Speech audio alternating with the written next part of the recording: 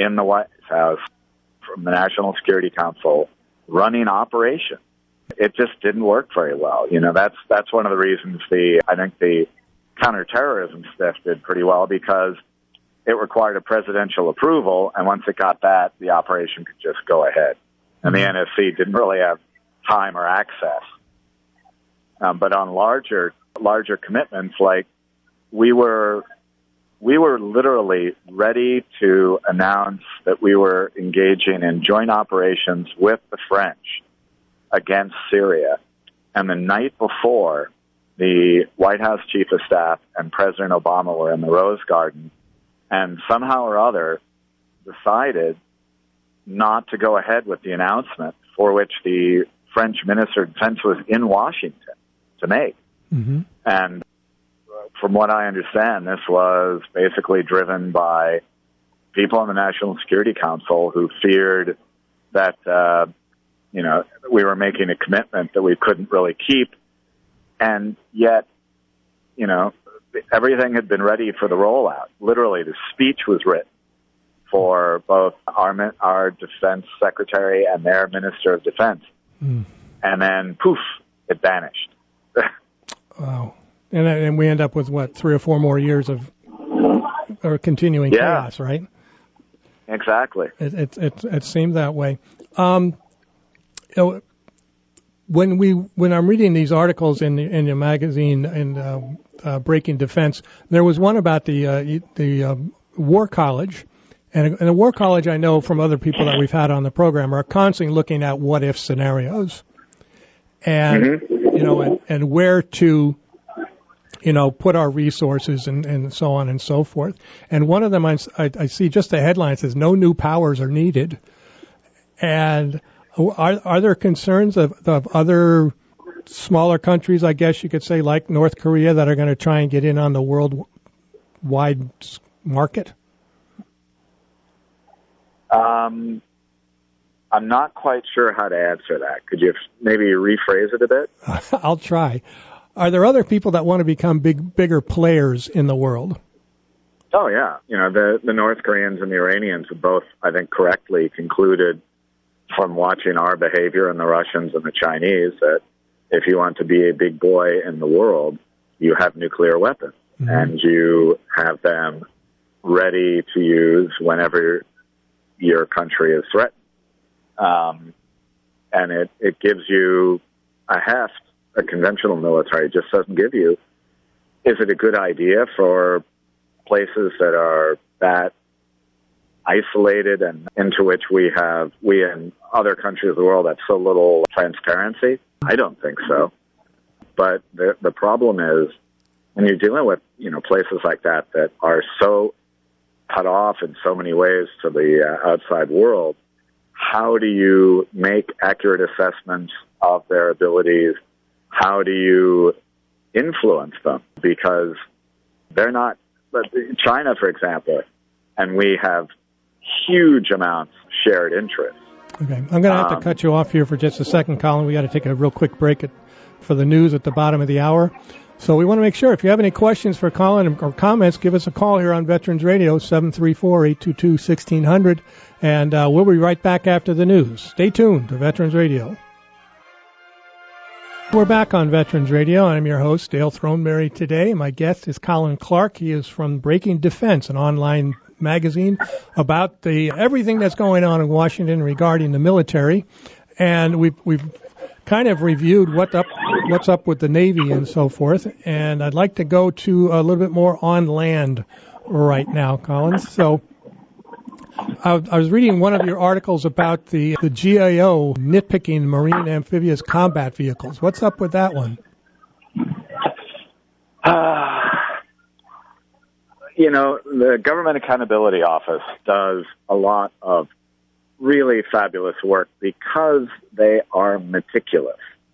But they also tend to look at weapons and go, okay, we've got a standard set of parameters for a successful weapons program, and if you're not following it, you're not doing a good job. Sometimes they're right, and I'd say probably about 20 or 30% of the time, they're beating a dead horse. And I think this is one of the times they're beating a dead horse. The Marines got the message when they screwed up on the expeditionary fighting vehicle. They came back. They made the requirements much, much, much more reasonable. From everything we've heard from the Navy and the Marines, they've got it pretty well under control. And GAO is basically pointing at a couple of things that certainly don't seem to be that important, and telling the Marines to back off. We, as I'm sure you can tell from the tenor of our piece, we did not agree with their conclusion. Yeah, yes, I did get that impression right there, because I'm looking at a picture right now of this monstrous vehicle. And I mean, I understand in talking to the Iraq and Afghanistan veterans that we've talked to, this looks like something that has probably been needed for quite a while, especially, with all the IEDs that they continually run into. But it sounds like the GAO does run into these delaying issues, not only with the Marines, but also with Air Force jets and planes and so on and so forth. And it seems like whenever they do that the price seems to go up. I don't think it's fair to blame GAO for that so much as it is to blame usually Congress for it meddling, and then on the other hand, often the companies for screwing up. Lastly, for the folks who write up the requirements at the joint requirements. God, I'm blanking. The JROC. Yeah. And, the services draw those up, and sometimes they're just ridiculously detailed. Sometimes they're hoping for the moon, and sometimes they keep changing the requirements, which is one of the things that happened with the Joint Strike Fighter. Well, only one of the things that happened with it. But, yeah, I don't think you can blame the GAO for a lot of it. I think you can usually praise the GAO for detailing in painful detail just what's been gotten wrong. Well, I know that they're responsible.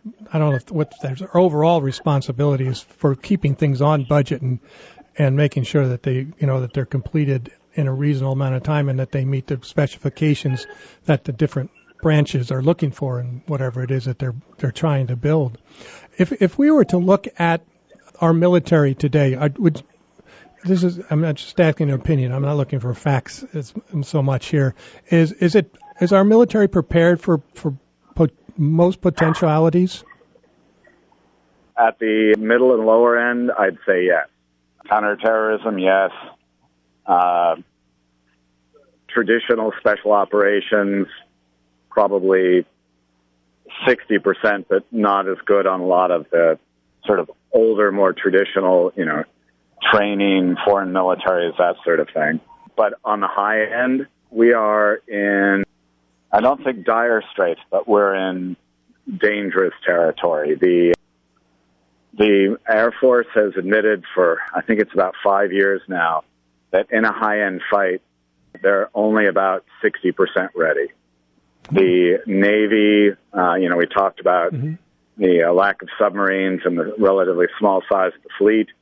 We're short of Mark 48 torpedoes, for example. There's the Marines and the Navy's aviation wings are both in pretty rotten state. Their readiness levels are, in some cases, below 60%. Really? Is that because they haven't had any new aircraft introduced? That's a lot of it. A lot of it's there. We're flying old planes that were designed to fly a lot less than they have in the last 15 years. And the other thing is that the budget has not had enough money in it to really keep up with the larger depot work that's required to keep, these complex systems going and to rebuild them. Well, that's true. And of course, all the equipment has probably gotten more and more sophisticated as it goes along. We're not flying biplanes anymore. And we're not flying Hueys anymore either, which were fairly simple. I look at these new helicopters and I just kind of shake my head and go, nope, I don't know if I could figure this out. I got the principle down, but I don't understand all the different gauges and things that are on there. But that's one of the nice things now, though. Fly-by-wire makes it a lot easier. I guess. I agree with that part. It's just no more seat of the pants stuff. You just go. So we've talked a little bit about our air power, and we've talked a little bit about our sea power, and we're just touching on what's going on with the ground troops. I have a question for you. I was reading an article the other day that I thought was rather interesting about that there's a rumor out there that they're investigating the idea of rolling the Marines into the Army. Have you heard anything about that? This one, whenever the budget sort of gets tight, and this always pops up. The Marines were almost abolished, I think it was in 1949. But this was talked about in the late 90s after the wall went down. I don't think it's likely to happen anytime soon, but the battle for resources, for missions between the Army and the Marines, especially in the Pacific, is intense. And what we've seen the Army doing the last about 2.5 years is designing their forces in the Pacific to be a lot more like the Marines. Well, there are a lot more, small unit strike force units that are out there. It seems exactly, and they've also tried to build in more organic air support, but it's kind of hard for the Army to do that since they don't have anything except helicopters. Right. I was going to say, the Army's going to get jets now too. Oh yeah. Well, that's kind of scary when you think about all these different aircraft running all over the place. Well, I guess the question would come down to one of the things is there a need for a conventional Army any longer? I think as a guy who started off covering the Army, I am deeply sympathetic to the boots on the ground argument. You can do amazing things with advanced technology, with precision weapons, with the brilliant command and control systems we've got now. But if you want to defeat an enemy, take his territory, hold it, and force him to come to terms, you got to have people on the ground. And nobody is structured better than the Army to do that. Although I think a lot of people would argue that the Army could be much better structured for the wars we're going to fight than it is now. How do you mean? Well, there was a lot of talk in the 1990s about Doug McGregor's famous book, Breaking the Phalanx, which argued for, in a lot of ways, Army units to be a lot more like the Marines and to have their logistics built in instead of having, separate logistics units, so that especially artillery, heavy infantry, and the advance elements could operate much more quickly.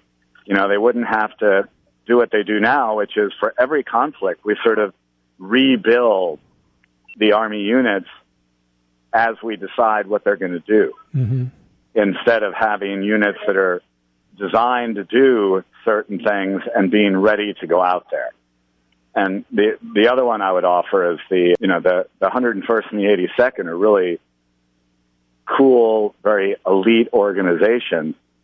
But when's the last time they did what they were designed to do?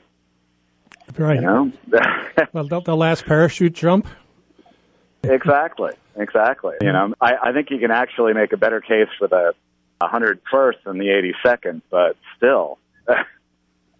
Yeah. Well, do you think that we're talking with Colin Clark, who's the editor of Breaking Defense, an online magazine all things military, all things in Washington, I really encourage you to go to their website. It's breakingdefense.com, and there's just all kinds of great stories in there that really help you kind of understand a little bit more about what is going on in the military. Because, when we talk with people, veterans especially, who have served over the last 10 years, let's say, they've worked extremely hard. They've done great jobs. They do a lot of working with the civilians, as you mentioned before, the boots on the ground kind of thing, in winning the hearts and minds. I guess that's what I'm trying to get to. But the counterinsurgency, the counterinsurgency thing. But the problem always seems that we're never there long enough to actually, for people to trust us entirely. And I certainly understand that. I wouldn't want to stay, anywhere for 10 years or something like that myself. But do you feel that the branches of the service, I guess, are large enough to be spread out as thin as they are today, or do they need to be increased somehow? They do. They need all of them. The Air Force has really taken the lead on this. Mm-hmm.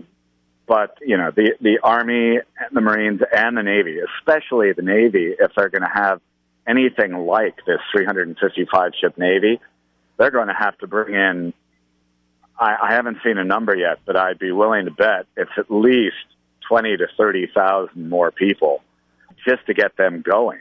Mm-hmm.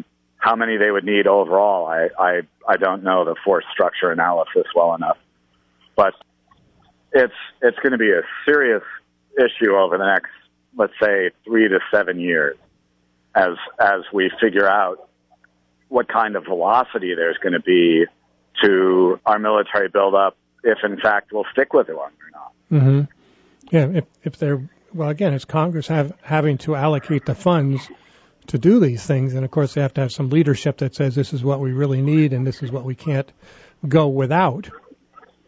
And this is the kind of thing where, like, your audience mm-hmm. is really important, because nobody respects someone's opinion on these matters more than those of a veteran. And if your folks hear this stuff, think for themselves, and, pen letters to their congressmen and their senators, mm-hmm. it really does make a difference. I can tell you that I have talked with a number of legislative aides and congressmen over the last 20 years I've been doing this, and they have said, especially on large spending decisions, they listen to the people who send them letters, who phone in, and if they're identified as veterans, it carries, I'd say, 100 times more weight.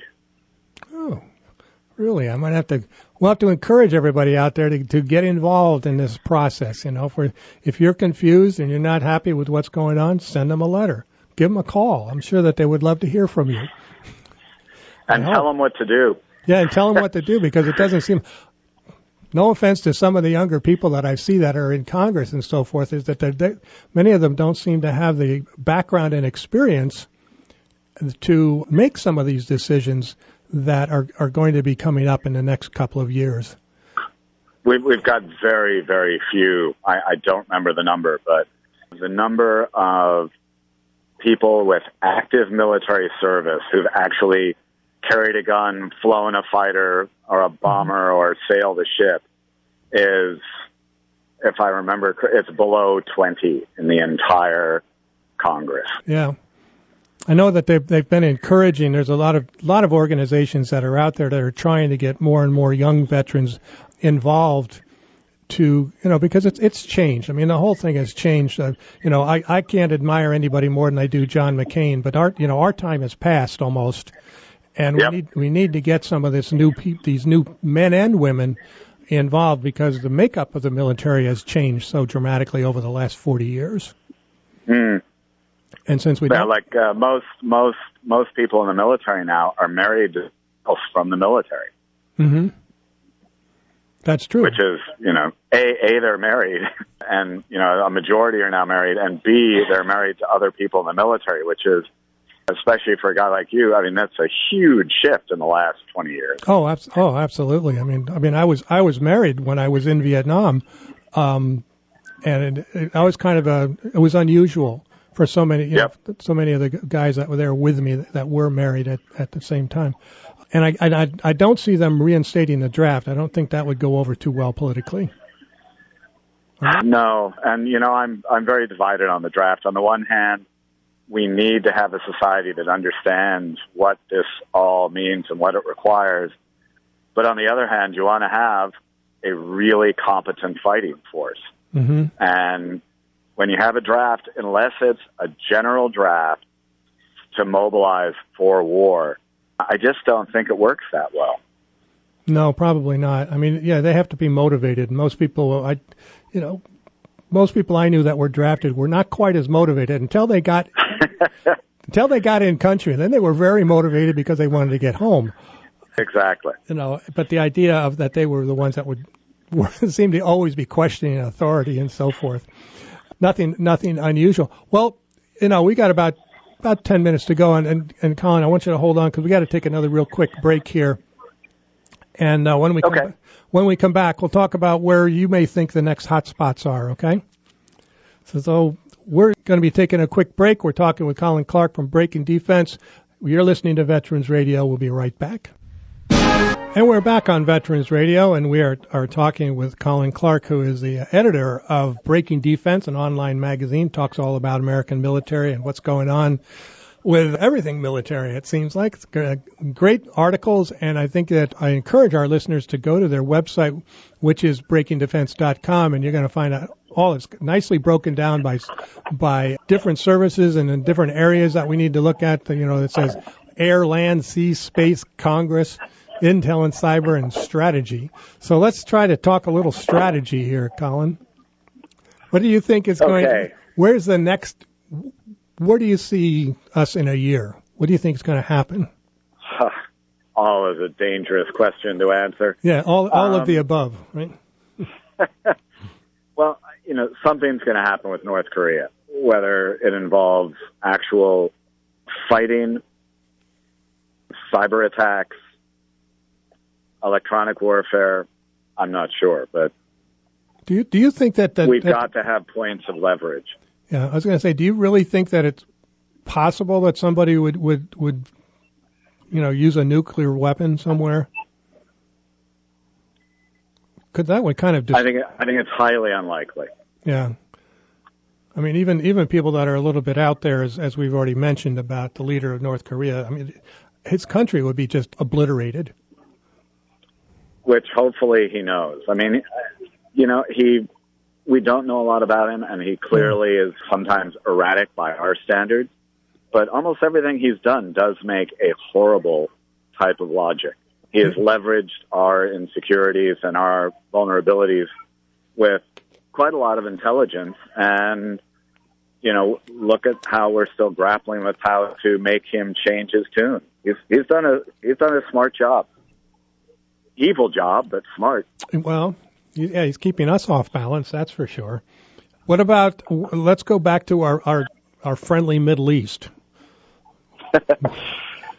Well, President Trump said Jared Kushner can fix it if anybody can, so I guess that's the answer, right? I guess so, unfortunately. Or maybe fortunately, I don't know. I don't know. I can't make heads or tails of what the Trump policy is right now. Well, hopefully that's by design, because if not, it means that we're in uncharted territory. I mean, I know he's not going to take any baloney from anybody, and he's probably going to react as we saw with the rockets into Syria. But we've only got 3 minutes really left to go, and I know we can't solve the problem in Syria in 3 minutes. But did you see that just continuing on as the way that it has been? And all the intel analysts, senior people I've talked with for the past 5 years, look at this as a 15 to 25-year war. Yes. It's not going to get solved. We will contain ISIS, I think, convincingly. We will not destroy the threat. We will limit it. I agree with you. I think that we will be able to limit it. I don't know. I mean, when you've got people that are radicalized, but they're radicalized because they've been in a war for how many years, and they're starving, and they don't feel safe. anywhere. So there's always going to be that group of people that are going to respond to that. And if we can just contain them in that area, it's going to be better for us. But I still feel terrible for the people that live in Syria and Iraq and in that part of the world. I don't know what we can do about that. That's for another show, I guess. I think that's at least a show in itself. Yeah, absolutely.